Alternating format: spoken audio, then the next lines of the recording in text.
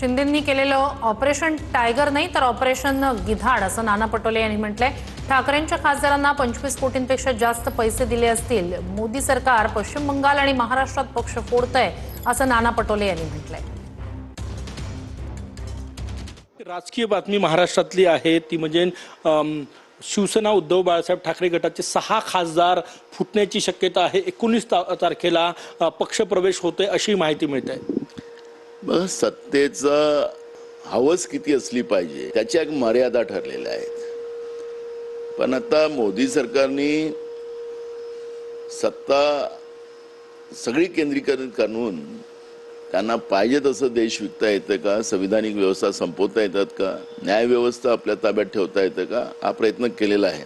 सगळी परिस्थिती आपण पाहिलं तर हे काही मला नाही वाटत की हे जे आता उद्धव ठाकरेंचे खासदार ते घेऊन जातात आहेत ते फार काही आता त्याला नाविन्य राहील असं मला वाटत नाही।